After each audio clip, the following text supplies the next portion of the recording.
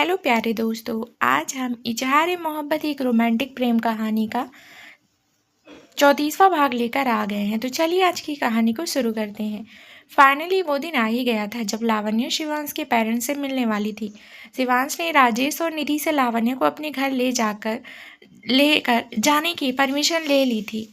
उनकी नज़रों में शिवांश एक अच्छा और जिम्मेदार इंसान था, इसलिए उन्होंने लावण्य और शिवांश के रिश्ते से कोई आपत्ति नहीं जताई और लावण्य को भी शिवांश के पेरेंट्स से मिलने की परमिशन दे दी। मगर लावण्य नर्वस थी। शिवांश ने उसके हाथ को रफ करते हुए कहा, तुम फालतू ही चिंता कर रही हो। माँ और प्रीति से तुम पहले ही मिल चुकी हो और उन्हें तुम पसंद हो। रही पापा की बात, तो मुझे लगता है कि वो भी हमारे फैसले से खुश ही होंगे और तुम्हें अपनी बहू के रूप में ज़रूर एक्सेप्ट कर लेंगे। लावण्य ने हल्के से मुस्कुराते हुए कहा, आई होप सो। इस वक्त शिवांश और लावण्य मॉल के राणावत मैंसन की तरफ जा रहे थे। मॉल से राणावत मैंसन की तरफ जा रहे थे। शिवांश जब भी लावण्य के पेरेंट्स से मिलने जाता था तो वो गिफ्ट्स जरूर लेकर जाता था, इसलिए लावण्य को भी उसके घर खाली हाथ जाना सही नहीं लगा। उसने खुद से बहुत सोच समझकर सबके लिए गिफ्ट्स चुने, इस उम्मीद के साथ कि ये सबको बहुत पसंद आएगा। कुछ देर बाद शिवांश ने कार रोकते हुए कहा, पहुंच गए हम, तुम यहीं उतरो, मैं कार पार करके आता हूँ। लावण्य ने हाँ में सिर हिलाया और गिफ्ट्स के बैग लेकर कार से बाहर आ गई। उसी वक्त रोहित भी वहां पहुंचा। वो अपनी कार पार करने जा रहा था मगर लावण्य को देखकर रुक गया। वो कंफ्यूज था मगर तभी प्रीति दौड़ते हुए लावण्य के पास आई और कहा, hello Lavanya, oh my God, मैंने तुम्हें कितने समय बाद देख रही हूँ। फाइनली तुम यहाँ आई गई, वो भी भैया की official partner worker. I am so happy. Rohit ने कंफ्यूजन में प्रीति को देखा मगर प्रीति का ध्यान उस पर नहीं था। उसने बीच में रुककर कुछ पूछने के बजाय पहले कार पार करना ठीक समझा। एक बात तो पक्की थी कि शिवांश लावण्य को अपने पेरेंट्स से मिलवाने लाया था, तो इसका मतलब था कि वो शादी का विचार कर रहा है और उसका और लावण्य का पैचअप हो चुका है। रोहित ने कंफ्यूजन में खुद से पूछा, पर लावण्य ने शिवांश को इतनी जल्दी माफ कैसे कर दिया? मुझे जब वो एक और मौका नहीं दे पाई तो उसने शिवांश को दूसरा मौका क्यों दिया?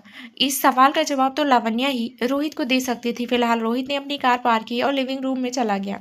प्रीति को स्टार के साथ खेलने में बिजी थी, इसलिए उसने बस रोहित को हेलो कहा और उसके गाल पर किस करने के बाद रोहित दोबारा स्टार को लेकर गार्डन में चली गई। दोबारा स्टार को लेकर प्रीति गार्डन में चली गई। शिवांश ने एक नजर रोहित को देखा और फिर लावण्य से कहा, मैं पापा को लेकर आता हूँ, तुम आराम से बैठो, बिल्कुल कंफर्टेबल हो जाओ। रोहित के आसपास होते हुए कंफर्टेबल होने का कोई सवाल ही नहीं बनता था और ऊपर से लावण्य शिवांश के पेरेंट्स से मिलने वाली थी और श्याम के रिएक्शन को लेकर भी वो थोड़ा स्ट्रेस में थी, मगर उसने एक स्माइल के साथ सब मैनेज कर लिया था। शिवांश के जाते ही रोहित ने लावण्य से पूछा, तुमने सचमुच फैसला कर लिया है इतनी आसानी से शिवांश को माफ करके उसके साथ नया रिश्ता कैसे शुरू कर सकती हो तुम? लावण्य ने गहरी सांस ली और कहा, ये मेरी जिंदगी है रोहित, मैं जो भी करना चाहूँ वो कर सकती हूँ। It's none of your business. बेहतर यही होगा कि तुम प्रीति के साथ खुश रहो और मैं तो शिवांश के साथ खुश ही हूँ। रोहित ने हर्ष टोन में कहा, नो वे, मैं तुम्हारा और शिवांश का ये ड्रामा नहीं देख सकता। जब तक मैं तुम्हें वापस नहीं पा लेता तब तक मैं चुप नहीं बैठूंगा, मेरी कोशिश जारी रहेगी। लावण्य ने घूर कर रोहित को देखा और फिर कहा, मैंने 4 साल तुम्हारे साथ बिताए मगर फिर भी तुम्हारा किसी और के साथ होना मुझे तकलीफ नहीं देता। जानते हो क्यों? क्योंकि तुमने कभी मेरी कद्र नहीं की।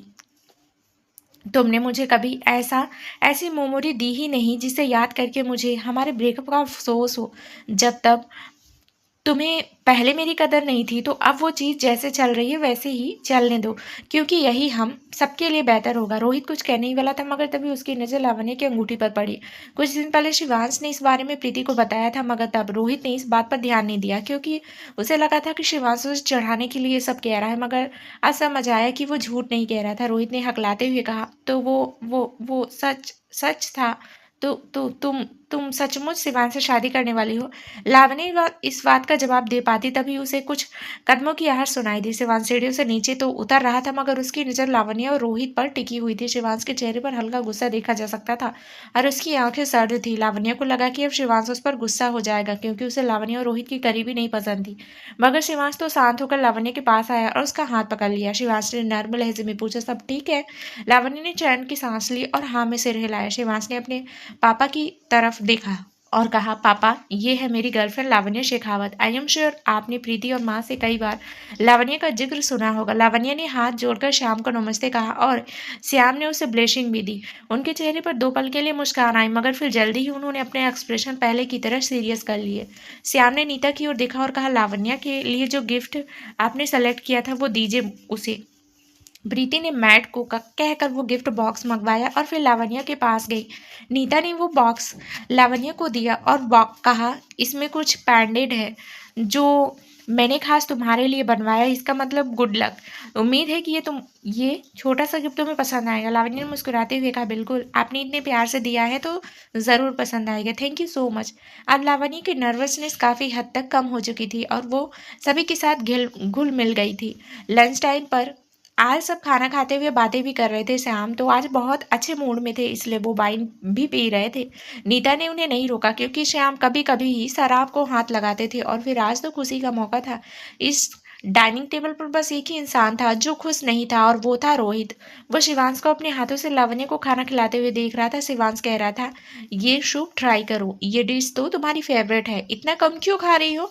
शर्माओ मत, ये तुम्हारा ही घर है। सभी अपना अपना खाना खाते खाते मुस्कुरा भी रहे थे क्योंकि शिवांश लावण्य को किसी बच्चे की तरह ट्रीट कर रहा था, पर फिर वो पहली बार किसी लड़की के साथ इस तरह बिहेव कर रहा था। ये बात सबको हैरान करने के साथ साथ खुश भी कर रही थी, इसलिए किसी ने शिवांश को टोकने की कोशिश नहीं की। लावण्य शिवांश की हरकतों से इरिटेट हो रही थी क्योंकि उसे मालूम था कि शिवांश जानबूझकर रोहित के सामने ऐसा ड्रामा कर रहा है। वो बीच बीच में शिवांश को घूर भी रही थी, मगर शिवांश को कोई फर्क नहीं पड़ रहा था।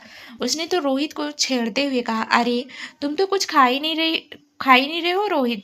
प्रीति, थोड़ा रोहित का ख्याल रखो, तुम तो उसे थोड़ी सी भी अटेंशन नहीं दे रही हो, कहीं ऐसा ना हो कि रोहित तुमसे रूठ जाए। प्रीति ने हंसते हुए कहा, ऐसा कुछ नहीं होगा, रोहित बच्चा थोड़ी है जो रूठ जाएगा, है ना रोहित बेबी?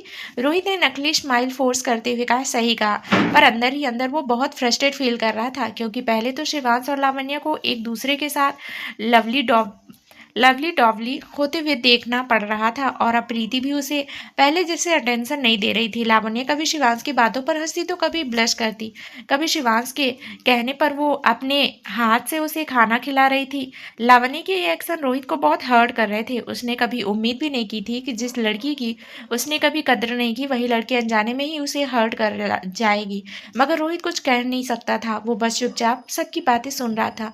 नीता ने कहा, भाई मैं तो बहुत एक्साइटेड हूँ, अब शादी जब भी हो कम से कम ये तो कंफर्म हो गया कि शिवांश और लावण्य शादी करने वाले हैं। अब मैं और लावण्य एक साथ घूमेंगे फिरेंगे जाएंगे और मैं अपनी फ्रेंड्स के सामने शो ऑफ करूंगी क्योंकि मेरे घर भी बहू आने वाली है।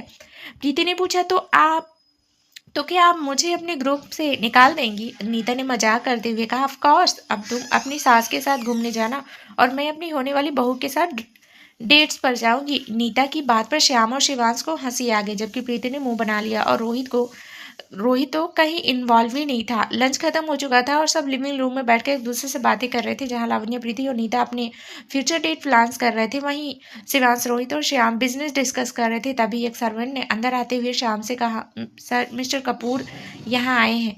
ये सुनकर सब कंफ्यूज्ड रह गए। इस तरह दोपहर को बिना किसी को कुछ बताए अचानक अरविंद का यहाँ आना काफ़ी अजीब था, मगर श्याम ने कहा, ओके, उन्हें जल्दी अंदर लेकर आओ। फिर श्याम ने एक मेड से कहकर कुछ स्नैक्स और चाय लेकर आने को कहा। अरविंद और श्याम बेस्ट फ्रेंड थे तो जायज़ बात थी कि श्याम अरविंद की अच्छे से खातिरदारी करेंगे, पर लावण्य थी जिसे बहुत अजीब सी फीलिंग आ रही थी। उसने खुद से सवाल किया, मुझे ऐसा क्यों लग रहा है जैसे मिस्टर कपूर यहाँ किसी बड़े मकसद से आए हैं? इतनी घबराहट क्यों हो रही है मुझे? उसने मेन डोर पर नजर डाली जहाँ से अरविंद अंदर आए। उनका चेहरा काफी थका हुआ लग रहा था और वो काफी स्ट्रेस्ड लग रहे थे। अरविंद ने अंदर आने के बाद सबसे पहले सभी को ऑब्जर्व किया। लावण्य को यहाँ मौजूद देखकर वो चौंक उठे। ऊपर से लावण्य और शिवा से एक दूसरे से चिपक कर बैठे थे और उन्होंने एक दूसरे का हाथ पकड़ा हुआ था। सबको साथ देकर अरविंद समझ गए थे कि कुछ तो बड़ा डिस्कशन हो रहा है और लावण्य का यहाँ मौजूद होना इस तरफ इशारा कर रहा था कि वो इस परिवार का हिस्सा बनने जा रही है। अरविंद अपनी सोच में ही थे कि तभी श्याम ने कहा, अरविंद वहाँ क्यों खड़े हो, अंदर आओ और यहाँ बैठो। अरविंद आकर एक काउच पर बैठ गया। श्याम ने उन्हें चाय सर्व की, मगर अरविंद के हाथ कांप रहे थे कि उनका कब उठाने की हिम्मत नहीं हुई। श्याम ने अरविंद के कंधे पर हाथ रखा और पूछा, क्या हुआ, तुम आज हद से ज्यादा परेशान लग रहे हो, क्या वजह है इस परेशानी की? अरविंद ने लावण्य को देखा। वो जो कहने वाले थे वो बात कहने का ठीक समय ये नहीं था, मगर अरविंद सेल्फिश थे, इसलिए उन्हें कहना ही था। अरविंद ने श्याम की ओर देखते हुए कहा, अवीरा अपने पति से तलाक चाहती है। वो घटिया इंसान कई बार मेरी बेटी को धोखा दे चुका है और जितने मौके हमने उसे दिए वो सारे मौके उसने ठुकरा दिए। इस बार उसने अपनी मिस्ट्रेस के साथ अवीरा को इतना टॉर्चर किया कि वो टर्मनाइज्ड हो गई। अवीरा धीरे धीरे डिप्रेशन में जा रही है और उसने कई बार सुसाइड करने की कोशिश की है। मैं और अमिता उसे मुंबई ले आए हैं और अब मैं चाहता हूँ कि जल्दी से जल्दी डाइवोर्स प्रोसीड्यूर शुरू हो जाए। दूसरी पार्टी का लॉयर भी इसी शहर में आया है। अरविंद की बात सुनकर हर कोई हैरान था। लावण्या तो थोड़ी कांप सी गई। ऊपर से अवीरा के मुंबई में होने की बात लावण्या को खटकने लगी थी। उसे बहुत बुरी फीलिंग्स आ रही थी, मगर सभी के लिए लावण्या ने इस फीलिंग्स को इग्नोर करके अरविंद के इंटेंशन जानना चाहे। अरविंद ने शिवांश की ओर देखा और कहा, मुझे तुम्हारी मदद चाहिए। शिवांश की वजह श्याम ने पूछा, कैसी मदद? अरविंद ने कहा, मैं चाहता हूँ कि अवीरा का केस शिवांश हैंडल करे, क्योंकि शिवांश इस फील्ड में बेस्ट है एंड आई ट्रस्ट हिम। मैं ये भी चाहता हूँ कि शिवांश अवीरा से बात करे, क्योंकि अवीरा शिवांश की बात बहुत सुनती है। शायद इससे अवीरा को बेहतर महसूस करे। श्याम कुछ कह नहीं पाई, क्योंकि लावण्या सामने ही थी। इससे पहले शिवांश और लावण्या के बीच अवीरा के कारण जो प्रॉब्लम्स आई थी वो श्याम को मालूम थी। अब अरविंद की ये रिक्वेस्ट एक्सेप्ट करना लावण्य की डिसरिस्पेक्ट करने के बराबर था। लावण्य आज पहली बार इस घर में आई और आज ही अरविंद भी यहाँ पहुँच गए थे। अरविंद ने श्याम के जवाब का इंतजार नहीं किया और सीधे शिवांश से कहा, शिवांश प्लीज़ मेरी मदद करो। अवीरा मेरी इकलौती बेटी है, मैं उसकी ज़िंदगी बर्बाद होती हुई नहीं देख सकता। लावण्य के हाथ अब ठंडे पड़ चुके थे। उसे शिवांश खुद से दूर जाता दिख रहा था। शिवांश ने उसके हाथ पर अपनी पकड़ कसते हुए अरविंद से पूछा, अंकल आपको नहीं लगता कि आप गलत इंसान से गलत रिक्वेस्ट कर रहे हैं? क्या आपको सचमुच लगता है कि मैं अब आपकी कोई बात मानूंगा? अरविंद ने डिस्पैरेट टोन में कहा, तुम्हें मानना ही होगा। आई नो तुम्हारे दिल में अभी भी अवीरा के लिए फीलिंग्स है और तुम उसे जिंदगी और मौत से लड़ते हुए नहीं देख सकते। अरविंद की इस बात से सब चौंक उठे। किसी को उम्मीद नहीं थी कि वो ऐसा कुछ कहेंगे। नीता ने तीखे लहजे में कहा, अरविंद ये क्या कह रहे हो आप? मानती हूँ कि शिवांश और अवीरा का एक पास्ट है, मगर इसका मतलब ये बिल्कुल नहीं है कि उस पास्ट को बार बार याद दिलाया जाए। अब लावण्य और शिवांश कपल है और वो जल्दी ही शादी भी कर लेंगे। क्या सोचकर आपने ये बात लावण्य के सामने कही? अरविंद ने अपनी डिफेंस में कुछ कहना चाहा, तभी प्रीति ने कहा, इस दुनिया में लॉयर्स की कमी नहीं है और आपके पास इतना पैसा है कि कोई भी लॉयर आपकी बेटी का केस ले लेगा। फिर भी आप भैया के पास आए, आखिर क्यों? हर बार आप अपनी बेटी के मामले में भैया को ही क्यों घसीटते हैं? अगर आपके होते हुए भी अवीरा को मेरे भाई को ही संभालना है तो आपका क्या काम? अरविंद ने शर्म से अपनी नज़रें नीचे कर ली। उन्हें मालूम था कि अवीरा शिवांश के अटेंशन के लिए काफ़ी कुछ करती है, मगर वो उनकी बेटी थी और अरविंद अपनी बेटी के लिए बेस्ट चाहते थे। उनकी तो इच्छा थी कि अवीरा के तलाक के बाद शिवांश और अवीरा कपल बन जाए, पर क्या ये इच्छा पूरी हो पाएगी? शिवांश की पूरी फैमिली लावण्य के सपोर्ट में थी, तो क्या फिर भी अवीरा और शिवांश एक कपल बन पाएंगे? क्या शिवांश अवीरा का केस हैंडल करने को मानेगा? अवीरा के पास लौट आने से शिवांश और लावण्य की जिंदगी में अब कौन सा नया मोड़ आएगा? अरविंद को किसी तरह अपना मकसद पूरा करना था, इसलिए उन्होंने श्याम को इमोशनली ब्लैकमेल करने की कोशिश की। अरविंद ने कहा, मैंने जो भी कहा है उसके लिए मैं माफ़ी चाहता हूँ, पर मैं एक पिता हूँ और इस नाते मैं अपनी बेटी को सही सलामत रखने के लिए छटपटा रहा हूँ। तुम तो मुझे समझो ना श्याम। कई साल पहले जब प्रीति किडनैप हुई थी और मैंने अपनी जान जोखिम में डालकर उसे बचाया था, तब तुमने अपनी बेटी को टर्मिनाइज्ड होते हुए देखा होगा ना। जैसे उस हादसे ने प्रीति को हिलाकर रख दिया था, वैसे ही आज अवीरा की सिचुएशन है। मुझे लगा था कि शायद हमारी दोस्ती के नाते तुम मेरी मदद करना चाहोगे और शिवांश को समझाओगे, पर तुम तो मुझसे मुंह मोड़ने लगे हो। और वो आगे और कुछ कह पाते, श्याम किसी तरह रिएक्ट कर पाते उससे पहले ही प्रीति ने गुस्से में कहा, इनफ अंकल, अब आप हमें इमोशनली ब्लैकमेल करने की कोशिश कर रहे हैं। आपसे मुझे ये उम्मीद नहीं थी। आपको अवीरा की हरकतें पता है, पर यह जानते हुए भी आप भैया को नई सिचुएशन में फोर्स कर रहे हैं ताकि अवीरा अपनी इच्छा पूरी कर सके। उसने अपनी जगह से उठते हुए तीखे लहजे में कहा, दोबारा वो पुराना किस्सा हमें याद दिलाने की कोशिश मत कीजिएगा। हाँ, आपने मेरी जान बचाई और अब अगर हिसाब बराबर करना ही है तो मैं किसी को कहकर अवीरा को समुद्र में फिकवा देती हूँ और उसके बाद पापा उसे बचा लेंगे। इसके बाद तो आपका किया हुआ एहसान हमारे सिर से उतर जाएगा। ये सुनकर अरविंद की आंखें हैरानी से फैल गई, जबकि श्याम ने हल्के गुस्से के साथ कहा, प्रीति सॉरी बोलो अरविंद अंकल को राइट नाउ। प्रीति ने धीमी आवाज में कहा, आई एम सॉरी, और फिर वो बिना किसी की ओर देखे अपने कमरे की तरफ भाग गई। प्रीति की बात से अरविंद को बहुत बुरा लगा और अपनी हरकत पर थोड़ी शर्मिंदगी महसूस हुई। श्याम ने प्रीति को अपने कमरे में जाते हुए देखा और कहा, प्रीति के बिहेवियर के लिए मैं तुमसे माफ़ी चाहता हूँ। वो दिमाग से अब भी बच्ची है और उस किस्से को याद करके जल्दी गुस्सा हो जाती है, इसलिए तुम उसे इग्नोर ही करो। रही केस की बात, तो मैं अभी शिवांश से बात करता हूँ और तुम्हें अपडेट करता हूँ। इतना सब हो जाने के बाद अरविंद ने वापस लौटना ही ठीक समझा। हालांकि वो जवाब के साथ ही वापस जाना चाहते थे, मगर ज़्यादा देर यहाँ रुकना अरविंद को सही नहीं लगा। ये इस डर से कि कहीं शिवांश सीधे ना कहते। जाते जाते अरविंद ने लावण्या को देखा। दोनों की नजरें मिली। नजरों ही नजरों में अरविंद ने लावण्या से शिवांश को कॉन्विंस करने की गुजारिश की, मगर लावण्या ने नजरें फेर ली, क्योंकि अवीरा के मामले में उसे पढ़ना ही नहीं था और वो चाहती थी कि शिवांश भी उससे दूर रहे। अरविंद के जाते ही श्याम ने अपनी जगह से उठते हुए कहा, शिवांश और लावण्या, तुम दोनों मेरे स्टडी रूम में आओ। लावण्या ने थोड़ा घबरा कर शिवांश को देखा, क्योंकि उसे लग रहा था कि श्याम बहुत गुस्से में है। शिवांश ने उसकी पीठ थपथपाते हुए कहा, कुछ नहीं होगा, मैं हूँ तुम्हारे साथ और मैं तुम्हारा साथ नहीं छोड़ूंगा। शिवांश की बात से लावण्या को थोड़ा सुकून मिला और वो उसका हाथ पकड़कर स्टडी रूम में चली गई। वहां से हम इधर से उधर घूम रहे थे। आज जो भी हुआ उसके बाद उनका मूड खराब हो गया था, मगर लावण्या का चेहरा देखकर श्याम के एक्सप्रेशन थोड़े सॉफ्ट हो गए थे। श्याम बेवकूफ नहीं थे जो अरविंद की असली इंटेंशन ना समझ पाते। अवीरा का केस हैंडल करना एक बात थी, मगर उसका स्ट्रेस बूस्टर बनना दूसरी बात थी। अरविंद अवीरा और शिवांश को कपल बनते देखना चाहते थे, मगर श्याम को अवीरा पसंद नहीं थी। अवीरा भले ही बड़े घर से थी, मगर उसे पैसा उड़ाने और दूसरों पर धौंस जमाने के अलावा कुछ नहीं आता था। अबीरा की तुलना में लावण्या काफ़ी एलिगेंट थी और उसके अंदर अच्छे संस्कार भी थे। श्याम को लावण्या काफ़ी पसंद आई और उन्होंने फैसला कर लिया था कि लावण्या उनके घर की बहू जरूर बनेगी। उन्होंने शिवांश और लावण्या से कहा, तुम दोनों यहाँ बैठो और गौर से मेरी बात सुनो। शिवांश को श्याम पर गुस्सा आ रहा था, क्योंकि उन्होंने अरविंद को सीधे ना बोलने के बजाय इंतजार करने को कहा था, पर फिर शिवांश चुपचाप बैठ गया। श्याम ने कहा, प्रीति जब किडनैप हुई थी तो उसे बचाते वक्त अरविंद की जान जाते जाते बची थी। उसका शरीर ज्यादा वक्त तक ठंडे पानी में रह गया था, जिस वजह से अरविंद इंटरफेटाइल हो गया था। प्रीति तो सही सलामत हमारे पास लौट आई थी, मगर अरविंद का पिता बनने का सपना वहीं खत्म हो गया था, जब डॉक्टर्स ने कह दिया था कि अरविंद की कभी खुद के बच्चे नहीं हो सकते। तब अरविंद ने एक बच्चा अडॉप्ट करने का फैसला लिया और इस तरह अवीरा को अरविंद ने गोद लिया। शिवांश ने चौंकते हुए पूछा, व्हाट? आपने मुझे ये सब पहले क्यों नहीं बताया? श्याम ने जवाब दिया, क्योंकि ये हमारे बीच का एक सीक्रेट हुआ करता था, मगर आज ये सीक्रेट खुल चुका है। अरविंद ने पिता बनने की क्षमता खोई।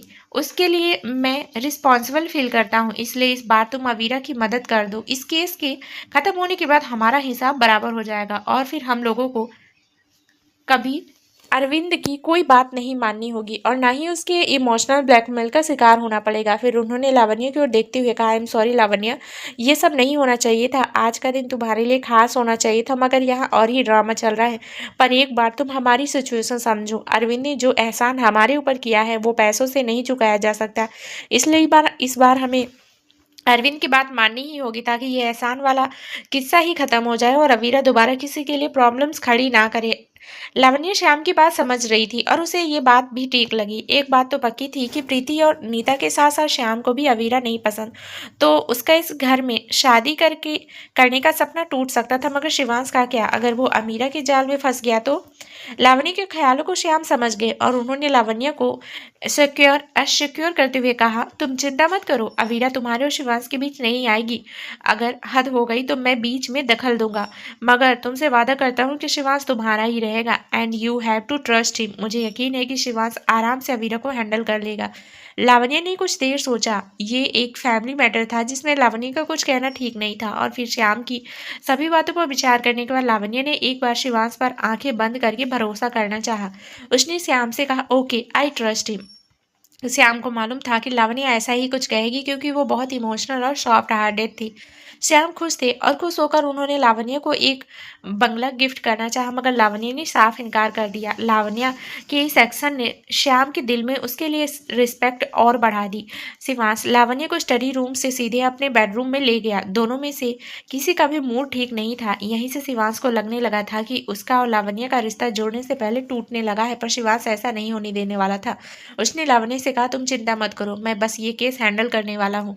अवीरा का थेरेपिस्ट बनना मेरा काम नहीं है, उस काम के लिए स्पेशलिस्ट है। मैं जिस फील्ड में स्पेशलिस्ट हूँ बस उसी काम को अपने हाथ में लूंगा और अवीरा से दूर ही रहूंगा। ओके। लावण्य ने हाँ में सिर हिलाया। शिवांश ने दांत पीसते हुए कहा, अरविंद अंकल सब कुछ पहले से प्लान करके आए थे। अवीरा के पति का लॉयर ऑलरेडी शहर में है, यानी अरविंद अंकल को मालूम था कि मैं ही अवीरा का केस हैंडल करूंगा। अब वो इंसान मेरे ऑफिस में बैठकर मेरा इंतजार कर रहा है। लावण्य ने पूछा, तो तुम जा रहे हो? शिवांश ने हाँ में सिर हिलाया और कहा, जाना तो होगा ही। वैसे इस केस में समय बहुत लगने वाला है और मुझे ट्रेवल भी बहुत करना पड़ेगा, पर मैं इसका हमारे रिश्ते पर ज्यादा असर नहीं पड़ने दूंगा, आई प्रॉमिस। लावण्य ने हाँ में सिर हिलाया और आगे बढ़कर शिवांश को किस किया। शिवांश ने लावण्य को अपनी बाहों में भर लिया और उसे किस बैक किया। लावण्य का दिल भारी हो रहा था। वो शिवांश को रोकना चाहती थी, एक बार के लिए सेल्फिश होना चाहती थी और शिवांश पर अपना हक जताकर उसे अवीरा का केस लेने के लिए मना करना चाहती थी, मगर ये पॉसिबल नहीं था। और फिर ये उसके और शिवांश के फ्यूचर के लिए भी बढ़िया था, क्योंकि इस केस के साथ अरविंद के किए एहसान चुकता हो हो जाने थे और ब्लैकमेलिंग का खेल खत्म हो जाना से शिवांश ने लावण्य के माथे पर किस किया और कहा, मैं चलता हूँ, तुम यहीं रहो, या तो इसी कमरे में रेस्ट करो या फिर माँ और प्रीति के साथ टाइम स्पेंड करो। मैं रात को डिनर टाइम तक लौट आऊंगा। लावण्य ने हाँ में सिर हिलाया और कमरे में ही रहने का फैसला किया। शिवांश ने एक और बार उसे पूरे पैशन के साथ किस किया और फिर ऑफिस चला गया। शिवांश, श्याम और रोहित ऑफिस जा चुके थे। प्रीति स्टार के साथ टाइम स्पेंड करके अपना मूड ठीक कर रही थी, जबकि नीता ने भी खुद को कमरे में बंद कर लिया था। उनका प्लान तो प्रीति और लावण्य के साथ शॉपिंग पर जाने का था, मगर अरविंद के आने से सब चौपट हो गया था। लावण्य ने पूरे दिन शिवांश का इंतजार किया, मगर डिनर टाइम तक भी वो वापस नहीं लौटा। शिवांश ने लावण्य से कहा, तुम सबके साथ डिनर कर लो क्योंकि मुझे आने में देर हो जाएगी। मैं अपना ड्राइवर भेज रहा हूँ, उनके साथ तुम घर चले जाना। लावण्य ने बस हाँ कहा, मगर उसने अवीरा का नाम तक नहीं लिया। ना तो उसे केस के बारे में कोई जानकारी लेने की दिलचस्पी थी और ना ही अवीरा की तबीयत से उसे मतलब था। लावण्य ने बस कह दिया, जल्दी आना, मुझे तुम्हारा इंतजार रहेगा। कॉल डिस्कनेक्ट करने के बाद लावण्य ने शबी के साथ डिनर किया और फिर नीता से कहा, अब मैं चलती हूँ आंटी, आपसे फिर कभी मिलूंगी। नीता ने थोड़ा परेशान होते हुए कहा, तुम अकेले रह लोगी? आज वैसे ही किसी का मूड ठीक नहीं है और सबसे ज्यादा परेशानी में तुम हो, ऊपर से शिवांश ना जाने कब तक आएगा। क्या तुम अकेले कंफर्टेबल रहोगी? लावण्य ने मुस्कुराने की कोशिश करते हुए कहा, मैं मैनेज कर लूंगी, आप ज्यादा चिंता मत कीजिए और अपना ध्यान रखिए। लावण्य ने नीता को किसी तरह यकीन तो दिला दिया था कि वो सब मैनेज कर लेगी और ज़्यादा परेशान नहीं होगी, मगर सच तो ये था कि लावण्य को इस वक्त रोना आ रहा था। अभी कुछ दिन पहले ही तो शिवांश ने उसे प्रपोज किया, उनका पैचअप हुआ, मगर अवीरा एक बार फिर लौट आई थी। लावण्य को तो अब ऐसा लग रहा था जैसे उसकी किस्मत में खुशियां लिखी ही नहीं थी। जितनी जल्दी वो खुश होती थी उतनी ही जल्दी उसे और दुख मिल जाते थे। अपनी किस्मत पर अफसोस जताते हुए लावण्य कार में बैठ गई, मगर कुछ आगे जाकर एक दूसरी कार ने उसका रास्ता रोक लिया। लावण्य ने देखा कि ये रोहित था। वो बड़ी स्टाइल से अपनी कार के बाहर आया और लावण्य की ओर बढ़ गया। उसने बैक सीट का दरवाजा खोला और कहा, बाहर निकलो लावण्य, मुझे तुमसे बात करनी है। लावण्य का मूड पहले ही ऑफ था और रोहित से बात करने की इच्छा तो उसे बिल्कुल भी नहीं थी, मगर रोहित पर इसका कोई असर नहीं हुआ। उसने लावण्य का हाथ पकड़कर उसे बाहर खींच लिया। रोहित पर तो इस बात का थोड़ा सा भी असर नहीं हुआ कि ड्राइवर वहां मौजूद है। उसे बस अपनी भड़ास निकालनी थी। रोहित ने कड़वे लहजे में पूछा, इतना सब हो जाने के बाद भी तुम्हें शिवांश के साथ अपना रिश्ता कंटिन्यू करना है? Are you kidding me? ऐसा पार्टनर चाहिए था तुम्हें जो आधे से ज्यादा समय अपनी एक्स गर्लफ्रेंड के साथ ही उलझा रहे। लावण्य ने कोई जवाब नहीं दिया। ऐसा नहीं था कि उसके पास कोई जवाब नहीं था, बस बात ये थी कि लावण्य कुछ कहने की हालत में नहीं थी। ये सच था कि लावण्य का ऐसा रिलेशनशिप तो नहीं था जहां सुकून हो, मगर अपने प्यार की खातिर लावण्य ये भी झेलने को तैयार थी। रोहित ने एक गहरी सांस ली और कहा, ये एक क्रॉस बॉर्डर डाइवोर्स केस है जिसमें कम से कम 2 साल तक का समय लग सकता है। इन 2 साल में कुछ भी हो सकता है। ऊपर से अवीरा सुसाइड करने का बहुत शौक रखती है। इधर वो अपनी नस काटेगी, उधर शिवांश दौड़ा दौड़ा उसे ब्लड डोनेट करने पहुंच जाएगा। क्या तुम्हें ऐसा रिश्ता चाहिए लावण्या? 2 साल तक ये सब ड्रामा झेल लोगी तुम? क्या अवीरा शांत रहेगी? रोहित जो भी कह रहा था ठीक ही तो था, मगर लावण्या इसे एक्सेप्ट नहीं करना चाहती थी। उसने सर्द लहजे में कहा, मेरी चिंता करना तुम्हारा काम नहीं है Rohit, just get lost. Rohit ने गुस्से में कार को किक किया और पूछा, क्या तुम्हें ऐसा लगता है कि मेरी इंसानियत मर चुकी है? तुम ऐसा क्यों सोचती हो कि मैं तुम्हें खुश नहीं देखना चाहता? लावण्य ने कंधे उचकाते हुए कहा, इसमें तो झूठ कुछ भी नहीं है। एक बार अपनी सभी हरकतों पर नजर डालो और फिर बोलो। अगर तुम इंसान होते तो प्रीति को धोखा नहीं दे रहे होते, और मेरी बात तो छोड़ ही दो।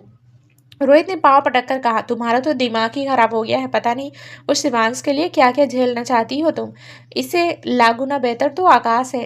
रोहित की बातें लावण्य को चुभ रही थी, क्योंकि ये सच्चाई थी, मगर लावण्य को रोहित के मुंह से सच नहीं सुनना था। वो जाने लगी तो रोहित ने पूछा, क्या मुझे एक मौका मिल सकता है? लावण्य ने कार का दरवाजा खोलते हुए कहा, इट्स टू लेट। अब लावण्य के दिल में सिर्फ शिवांश था, और फिर शिवांश के लिए लावण्य ने इतना लावण्य ये लंबा इंतजार करने के लिए तैयार थी। इस बार लावण्य शिवांश पर भरोसा करने को तैयार थी। लावण्य ने कार में बैठने के बाद ड्राइवर से कहा, लेट्स गो। वो थोड़ी स्ट्रेट थी। रोहित की कई बातें बार बार उसके दिमाग में घूम रही थी। वैसे उसने कुछ गलत नहीं कहा था, जैसा शिवांश का नेचर था उससे ये साफ था कि अवीरा खुद को हल्की सी खरोच भी देगी तो वो दौड़ते हुए उसके पास चला जाएगा। ड्राइवर ने एक नज़र डाली लावण्य पर डाली और कहा, परेशान मत होइए मैडम, मैं किसी से कुछ नहीं कहूँगा। लावण्य ड्राइवर को लेकर परेशान नहीं थी, क्योंकि ये शिवांश का ड्राइवर था जिसके पास शिवांश के ज़्यादातर सीक्रेट्स होते थे। तो पक्की बात थी कि उसे रोहित की हरकतों के बारे में पता होगा, जो वो किसी को नहीं बता सकता। लावण्य अपने और शिवांश के फ्यूचर के बारे में सोचते सोचते शिवांश के अपार्टमेंट पहुंच गई। उसने कुछ दिन पियानो प्ले किया और फिर बेडरूम में चली गई। उसने काफ़ी देर शिवांश का इंतजार किया, मगर ना तो शिवांश आया और ना ही उसका कोई मैसेज। सुबह सुबह लावण्य को शिवांश का कॉल आया, मगर वो ज़्यादा बात नहीं कर पाई, क्योंकि शिवांश को दूसरा कॉल आने लगा था। लावण्य ने कॉल डिस्कनेक्ट करते हुए सवाल किया, ये रिश्ता किस ओर जा रहा है? क्या मैंने शिवांश को एक और मौका देकर सही किया, या मैं अपना टाइम और फीलिंग्स वेस्ट कर रही हूँ? कई दिन बीत गए थे। लावण्य और शिवांश की आपस में बात भी नहीं हो पाती थी, तो एक दूसरे को देखना दूर की बात थी। पर्सनल लाइफ तो चैलेंजिंग हो ही रही थी, पर अब प्रोफेशनल लाइफ में भी लावण्य के सामने एक चैलेंज आ गया था। एक दिन अचानक शांति ने लावण्य के सामने खुलासा करते हुए कहा, मुझे स्टमक कैंसर है। लावण्य ने झटके में शांति को देखा और पूछा, व्हाट? शांति ने हाँ में सिर हिलाया और जवाब दिया, हाँ, मैंने फैसला लिया है कि मैं विदेश चली जाऊंगी और अपना ट्रीटमेंट करवाऊंगी। इतने दिनों से मैं यही सब प्लान कर रही थी, तुम्हें प्रिपेयर कर रही थी, ताकि मेरी गैर मौजूदगी में तुम्हें थोड़ी सी भी दिक्कत ना हो और तुम ये स्टूडियो अच्छे से मैनेज करो। लावण्य ने कहा, मैं भी आपके साथ चलूंगी। शांति ने नाम में सिर हिलाया और कहा, नहीं लावण्य, अगर तुम भी मेरे साथ आ गई तो इस स्टूडियो के बंद होने के दिन आ जाएंगे। ये स्टूडियो हम दोनों का ही सपना है, और इस सपने को आगे लेकर जाना तुम्हारा काम है। ये सुनकर लावण्य की आंखों में आंसू आ गए। शांति अपने शेयर्स लावण्य को बेचना चाहती थी, मगर लावण्य के पास इतने पैसे नहीं थे, और वो शिवांश से भी पैसे नहीं लेना चाहती थी, क्योंकि इस रिश्ते से फिलहाल तो लावण्य को कोई उम्मीद नहीं थी। वो बस एक बार ट्राई कर रही थी कि शायद रिश्ता सक्सेसफुल हो जाए, मगर उसे शिवांश का एक पैसा नहीं चाहिए था। शाम को जब लावण्य अपने पेरेंट्स से मिलने गई तो उसने उन्हें ये सिचुएशन बताई। लावण्य के कमरे में चले जाने के बाद निधि ने राजेश से कहा, मेरे ख्याल से हमें लावण्य की मदद करनी चाहिए, हमारे पास कुछ पैसे पहले से हैं और ये इतना बड़ा घर हमारे किसी काम का नहीं है। राजेश ने कहा, तुम भी करती हो, हम किसी छोटे घर में रह लेंगे और ये घर बेचकर सारे पैसे लावण्य को दे देंगे। वैसे भी वो जो मेहनत कर रही है हमारे लिए ही तो कर रही है। जब लावण्य हमें सपोर्ट कर सकती है तो हम उसे क्यों नहीं सपोर्ट कर सकते? निधि ने जब ये बात लावण्य को बताई तो लावण्य ने कहा, मैं ऐसा नहीं होने दूंगी माँ, आप लोगों को किसी छोटे घर में नहीं रहने दूंगी। निधि ने कहा, ये बहुत बड़ा है लावण्य, और सिटी के मेन एरिया में होने के कारण इसकी कीमत भी ज़्यादा है। ये पैसे तुम्हारी मदद कर सकते हैं, हमारे लिए तो जो हो वो तुम ही हो, तो हम तुम्हें दर दर की ठोकरें खाते हुए कैसे देख सकते हैं? जितना हमसे बन पड़ेगा उतना हम तुम्हारे लिए जरूर करेंगे।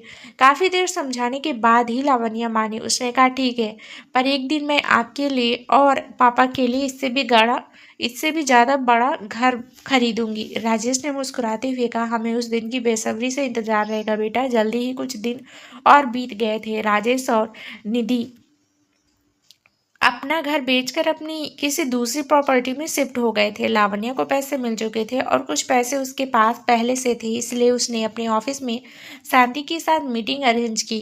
शांति ने अपने शेयर्स लावण्या के नाम ट्रांसफ़र किए और लावण्या ने एक चेक शांति को दिया। शांति ने कहा, मैं ये एक्स्ट्रा पैसे नहीं रख सकती लावण्या, मेरी जितनी मेहनत है उतना ही मैं एक्सेप्ट करूँगी, बाकी नहीं। लावण्य ने कहा, इट्स ओके, अभी आप ये पैसे रख लीजिए, जब वापस आओगी तो मैं आपको आपकी शेयर्स लौटा दूंगी और आप ये पैसे मुझे दे देना। शांति का कोई रिश्तेदार नहीं था, वरना शांति इस शेयर्स को उन्हें ही सौंप देती। लावण्य उनकी सबसे करीबी और खास दोस्त थी, इसलिए शांति ने भरोसा करके उसे ही अपने शेयर्स सौंप दिए। शांति ने मजाक करते हुए कहा, मैं तो सोच रही थी कि वहीं किसी अंग्रेज से शादी करके सेटल हो जाऊंगी और तो मुझे यहाँ बांध कर रखने की तैयारी कर रही हो, नॉट फेयर।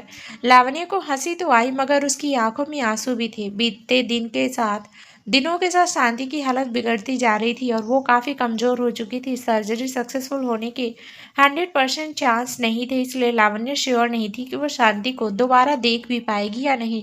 शांति लावण्य की अच्छी दोस्त थी, इसलिए लावण्य उसे खोना नहीं चाहती थी। लावण्य ने शांति का हाथ थपथपाते हुए कहा, गेट वेल सून। उसने और शांति ने साथ में डिनर करने का फैसला लिया और किसी फैंसी रेस्टोरेंट में चली गई।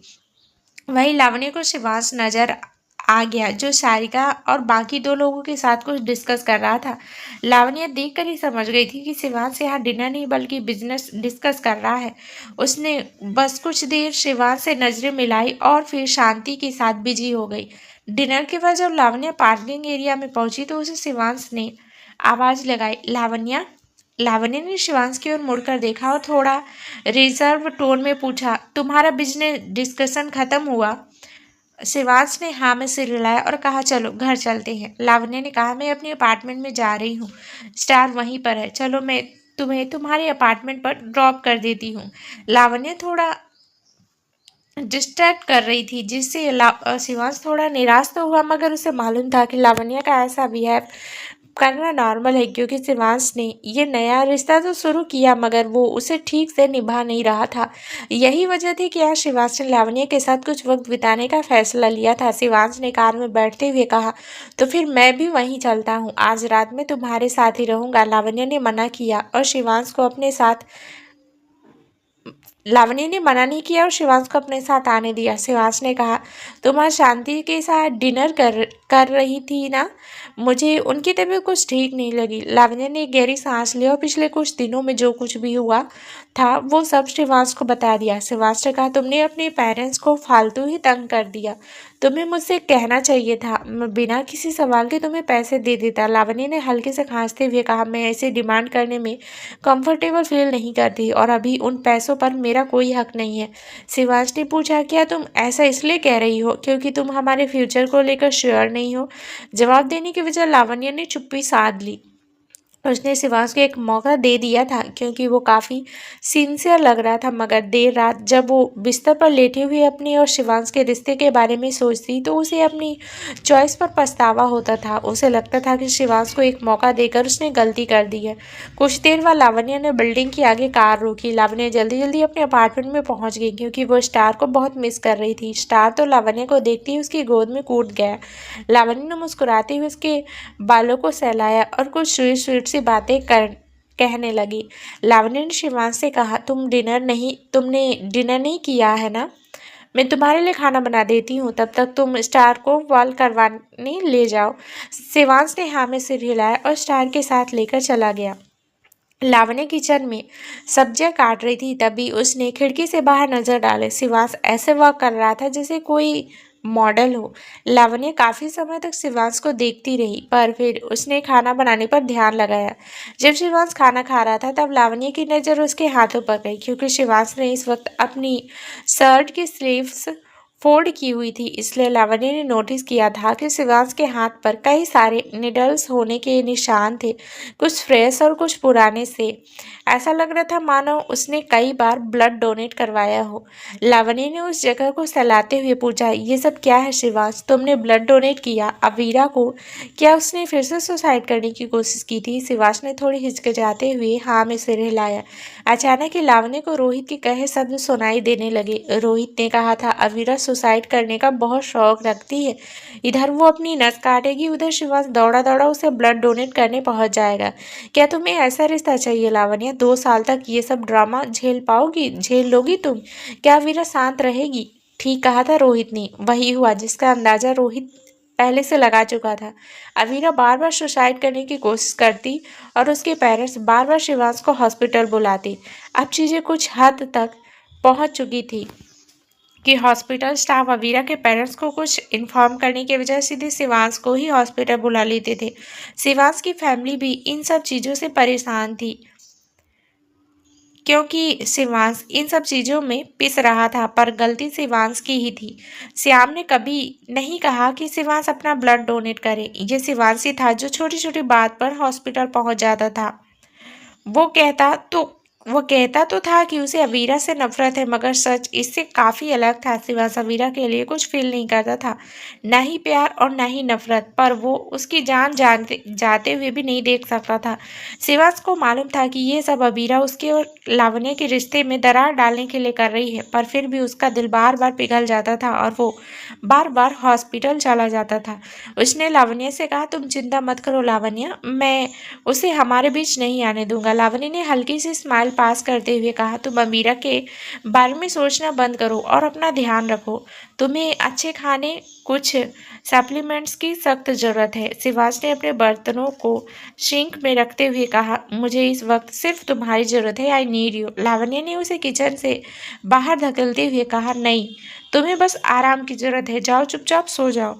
पर शिवांश कहाँ मरने वाला था। लावण्य ने जितनी देर बर्तन साफ किए उतनी देर तक शिवांश उसे तंग करता रहा और लास्ट में लावण्य ने गिवन कर दिया, क्योंकि शिवांश ने उसे बड़े आराम से सेड्यूस कर लिया था। लावण्य ने शिवांश को अपनी ओर खींचा और उसके होठों पर अपने होठ रख लिए। लावण्य को ज़्यादा ही हॉर्नी फील कर रही थी, इसलिए उसने शिवांश को ना सिर्फ रफली किस किया और बल्कि उसने उन्हें बाइट करना शुरू कर दिया था, जिसके कारण उसके होंठ पर हल्का कट लग गया। मगर शिवांश ने इस ओर ध्यान नहीं दिया और लावण्य को अपनी बाहों में उठाकर बेडरूम में ले गया। शिवांश भले ही लावण्य को क्रेव कर रहा था और इसके डिजायर्स आसमान छू रहे थे, मगर उसके शरीर में ज़्यादा एनर्जी नहीं थी। वो जल्दी ही थक गया और बिस्तर पर लेटते ही सो गया। आधी रात में जब लावण्य की नींद खुली तो शिवांश उसके बगल में नहीं था। लावण्य ने उसे आवाज़ लगाते हुए कहा, शिवांश। शिवांश लिविंग रूम से बेडरूम में आया और पूछा, क्या हुआ, मैंने तुम्हें जगा दिया क्या? लावण्य ने अपने बालों पर हाथ फेरते हुए कहा, शायद हाँ, तुम्हें अपने करीब महसूस ना करके मेरी नींद खुल गई। शिवांश लावण्य के पास लौटकर लेट गया और उसे हक करते हुए कहा, एक कॉल आ गया था इसलिए मुझे लिविंग रूम में जाना पड़ा, अब सो जाओ, अब कोई डिस्टर्ब नहीं करेगा। लावण्य ने शिवांश के सीने पर सिर रख लिया और कहा, अगर तुम्हें कोई बात शेयर करनी है तो मुझसे शेयर कर सकते हो, तुम काफ़ी परेशान लग रहे हो। इस वक्त अगर शिवांश अवीरा से रिलेटेड कोई बात भी कहता तो लावण्य सुन लेती। शिवांश ने उसके बालों में हाथ फेरते हुए कहा, ऐसा कुछ नहीं है, बस काम की ही बातें हैं, तुम बोर हो जाओगे। लावण्य ने गहरी सांस ली और करवट बदलते हुए कहा, ओके। शिवांश ने उसे पीछे से हक कर लिया और उसके ईयरलॉब को बाइट करते हुए कहा, गुड नाइट। बस ये आखिरी बार था जब लावण्य और शिवांश चैन से एक दूसरे की बाहों में सोए थे, क्योंकि इसके बाद शिवांश बहुत बिजी रहने लगा था। हफ्ते में कभी कभी वो लावण्य से मिल लेता था, कभी लावण्य के अपार्टमेंट में जाना तो कभी लावण्य को अपने अपार्टमेंट में बुलाना, बस यही चलता रहता था। शिवांश हमेशा ही लावण्य के साथ इंटीमेट होने को तैयार रहता था, मगर लावण्य उसे आगे नहीं बढ़ने देती थी, क्योंकि आधी आधी रात को शिवांश को किसी का कॉल आता था और शिवांश उसे अकेला छोड़कर चला जाता था। उसके बाद लावण्य सुबह तक शिवांश का इंतजार करते करते लिविंग रूम में ही सो जाती थी, मगर शिवांश वापस नहीं लौटता था।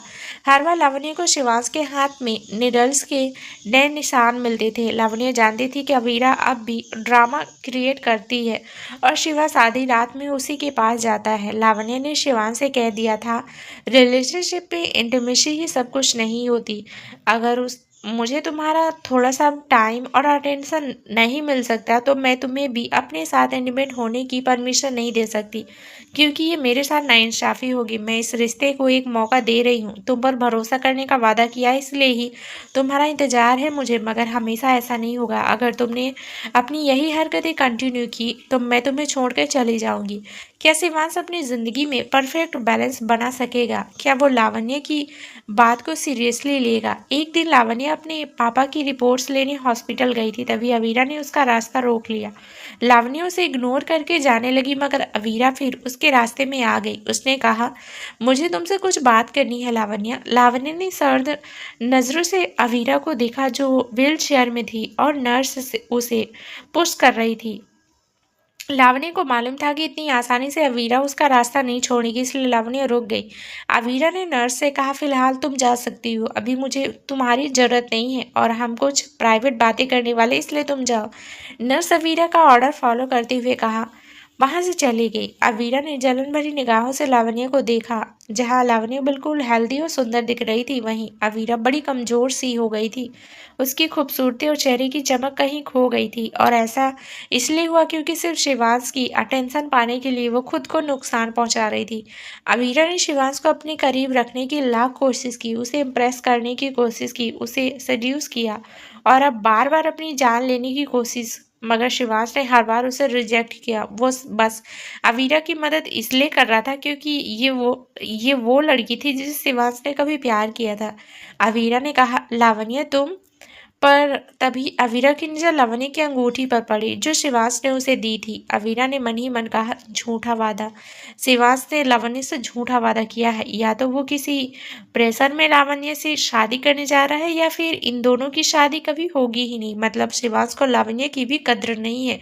ये बात अवीरा को संतुष्टि दे रही थी। अवीरा शिवांश को बचपन से जानती थी, इसलिए वो उसे और उसकी हरकतों को अच्छे से जानती थी। अब लावण्य की रिंग फिंगर में अंगूठी ना देकर उसके कलेजे को ठंडक पड़ गई। अवीरा ने पूछा, क्या ये सच है कि तुम और शिवांश शादी करने जा रहे हो? अवीरा की शैतानी मुस्कान और उसके बोलने का तीखा लहजा लावण्य के दिल में घबराहट पैदा कर रहा था। वो अभी तक इसलिए ही शांत थी कि शिवांश ने उससे शादी का वादा किया था और अपने पेरेंट्स से भी मिलवाया था। लावण्य शिवांश से प्यार करती थी, इसलिए वो इस रिश्ते को मौका दे रही थी, मगर अवीरा की शैतानी मुस्कान उसे बता रही थी कि कुछ तो गड़बड़ है। पर शिवांश का रोमांटिक बिहेवियर, उसकी सिंसियरिटी और श्याम की बातों के बारे में सोचकर लावण्य को थोड़ा बेहतर महसूस हुआ। उसने बड़े एटीट्यूड के साथ कहा, अभी नहीं, एक बार तुम रास्ते से हट जाओ तो शादी जरूर होगी। आई एम श्योर जल्दी ही वो दिन भी आएगा जब हमारी शादी होगी, पर मैं तुम्हें शादी में नहीं बुलाऊंगी क्योंकि मुझे ड्रामा नहीं चाहिए।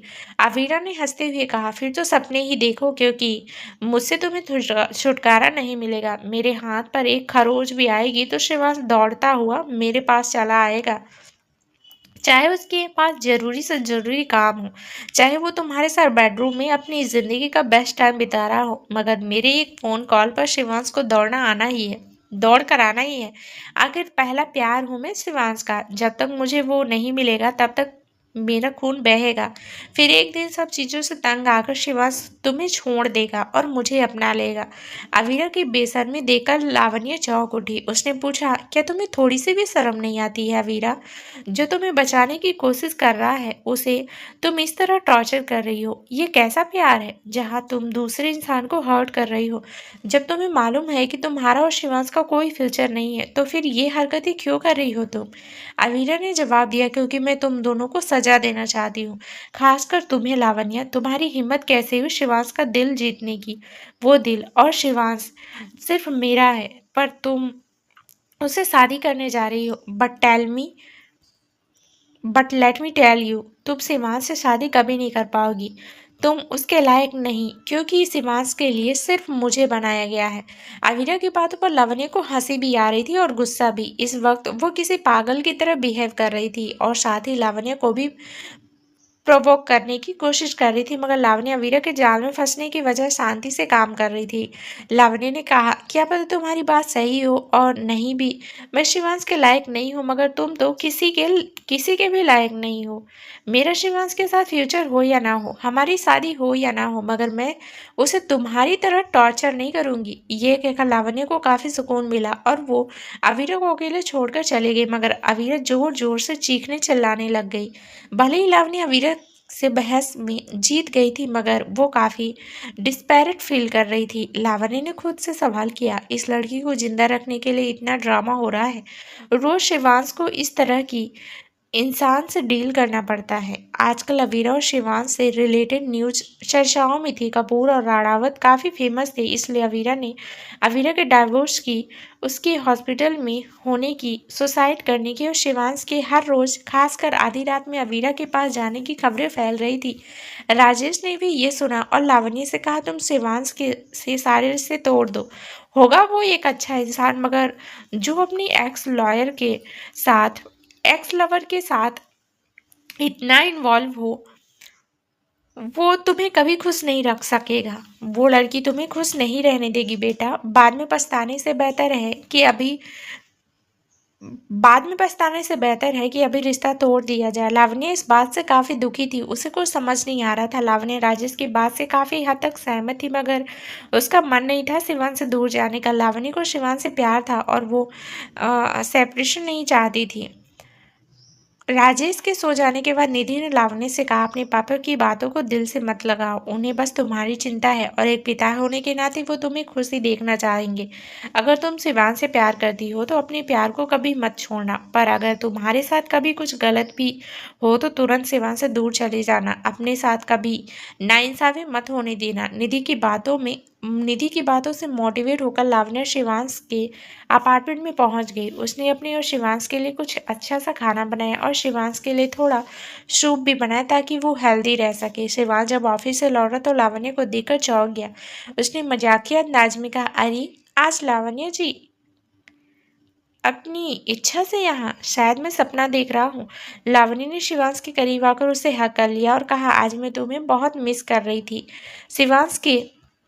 शिवांश ने लावण्य के होठों को चूमते हुए कहा, मैंने भी तुम्हें बहुत मिस किया।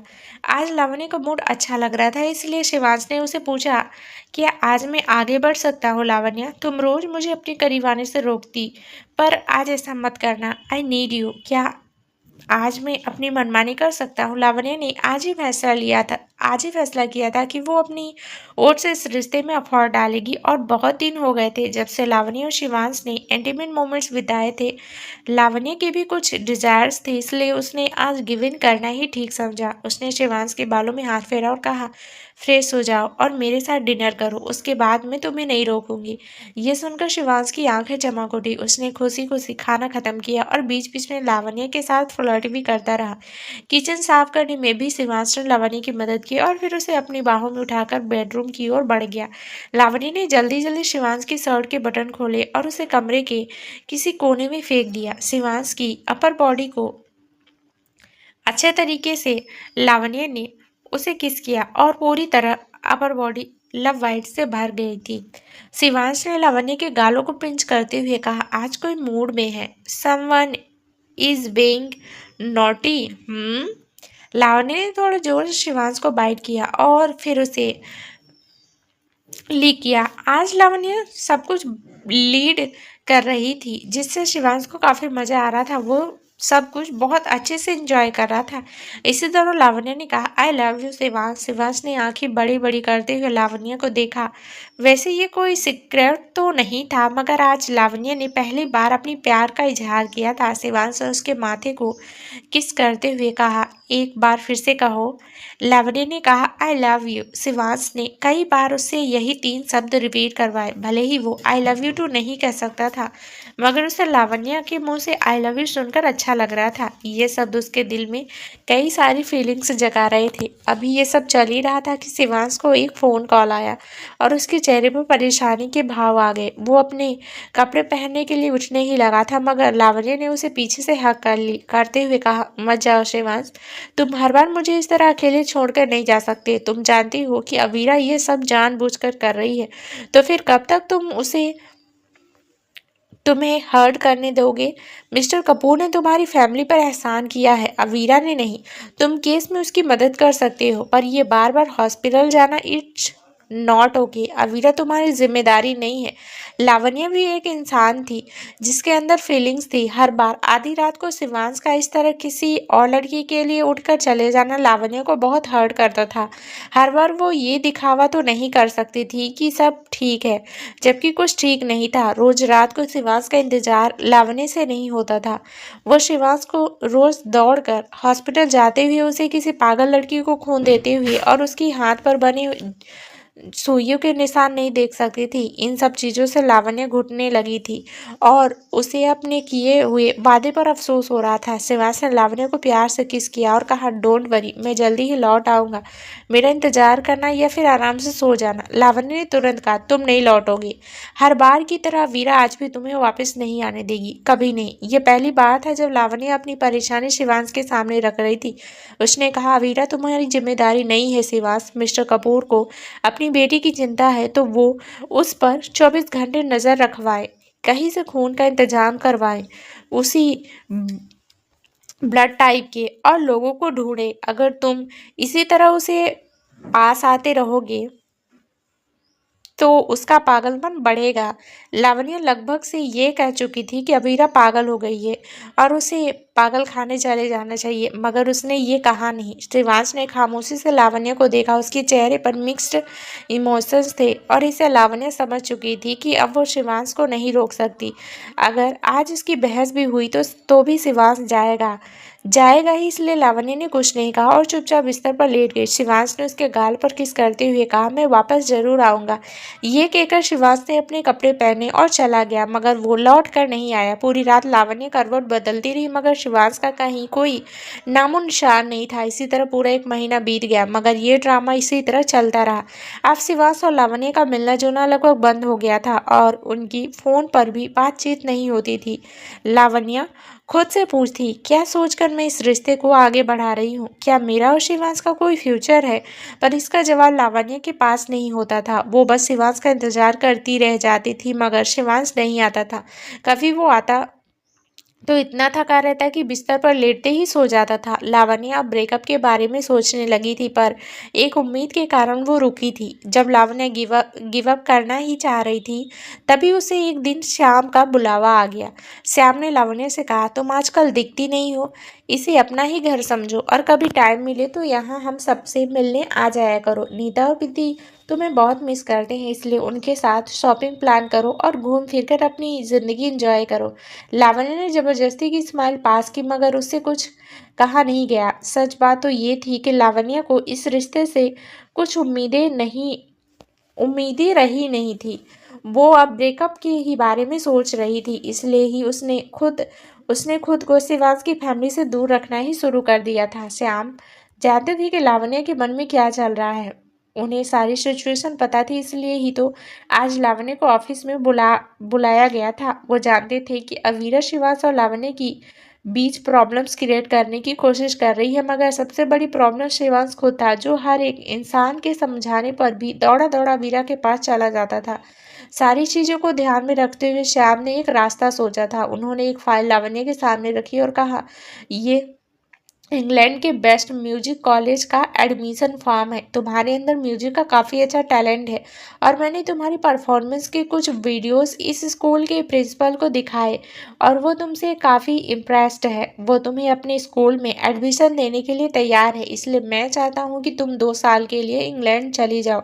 पर इस फैसले के पीछे की असली वजह क्या थी? श्याम लावण्य को सभी से दूर क्यों भेजना चाह रहे थे? क्या होगा आगे इस कहानी में? तो दोस्तों, आगे जाने के लिए इस कहानी का अगला भाग जरूर सुने, जो बहुत ही जल्द इस चैनल पर प्रसारित कर दिया जाएगा। धन्यवाद दोस्तों।